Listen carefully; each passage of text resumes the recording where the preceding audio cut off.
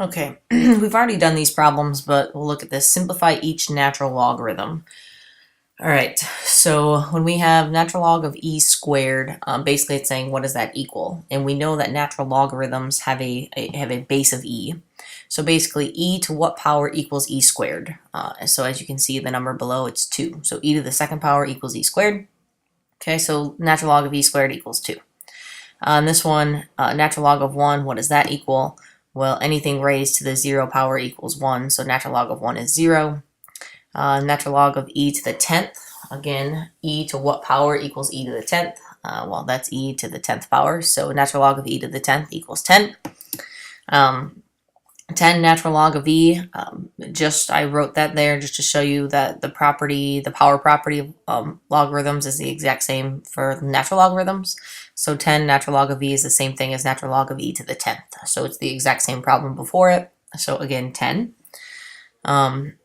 Or you could look at it as, look at this here in red. Natural log of e. E to what power equals e? So e to the first power equals e, therefore natural log of e is 1. So anytime you see natural log of e, it could be replaced with 1.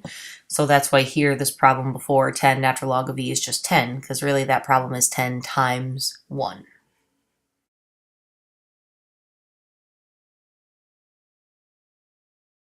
Okay, in these two problems, we're going to solve exponential equations. So our first one, we have 7e to the 2x power plus 2.5 equals 20.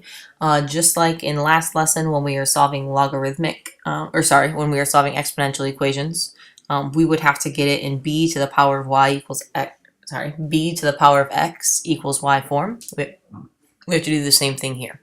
So we have to get our base to the power equals a number by itself first. So basically we need e to the 2x power equals a number. So we have to simplify this equation until we can get that. So the first way we can do that is subtract 2.5.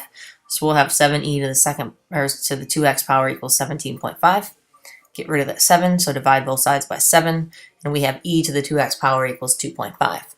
And then we have our base, we have our exponent equals y. So now, and our variable is in our exponent, so now we can use our properties of logarithms, or in this case, natural logarithms, and we'll take the natural log of both sides.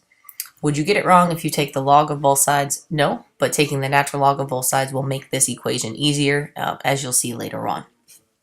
So we have natural log e to the 2x power equals natural log of 2.5. We can use our power property, bring that 2x down. So we have 2x, natural log e equals natural log of 2.5. From the slide before, we know that natural log of e equals 1. So really this problem is 2x equals natural log of 2.5. So x equals natural log of 2.5 divided by 2, or about 0.458. The same process for number 2. We have to get e to the 2x divided by 5 power alone first. So in this case, we just have to subtract the 7.2. Now it's in the b to the power of x equals y form. We can take the natural log of both sides.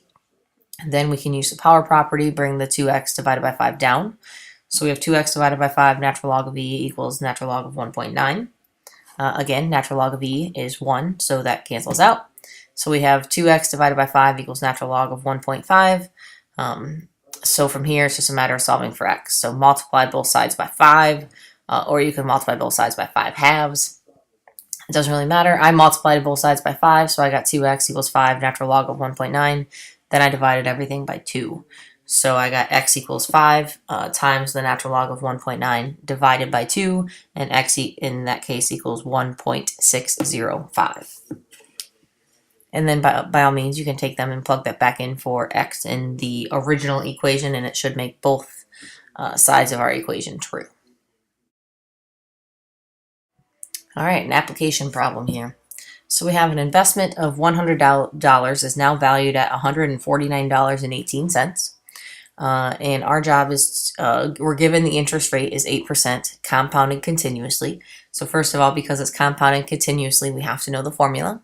Remember, it's y equals a times e to the power of rt. That's our compound continuous formula. And our job is to find how long the money has been invested, that now we have $149.18. So let's plug what we know in for our y equals a times e to the power of rt formula. So Remember, y is what we have now. So now currently we have $149.18. A is our initial value, what we're depositing, investing. So that's 100. E is E, the number E, to the RT power. So R is our rate. So we have a 8% interest rate. So there's the 0.08. And time is what we're trying to find. So we're going to keep the T there. And just like we did in the problems before, we have to find T. So we have to get b to the power of x equals y. We have to get it in that form so we can use our properties of logarithms or of natural logarithms. So divide both sides by hundreds, we get 1.4918 equals e to the 0.08t power. Now that I have b to the power of x equals y, I can take the natural log of both sides. So I have natural log of 1.4918 equals natural log of e to the 0.08t power. And since we have that on the right-hand side, we can use the power property and bring the 0.08t in front of the natural log, leaving us with the equation of natural log of 1.4918 equals 0.08t natural log of e. Again, natural log of e is 1, so that basically goes away, and we have natural log of 1.4918 equals 0.08t.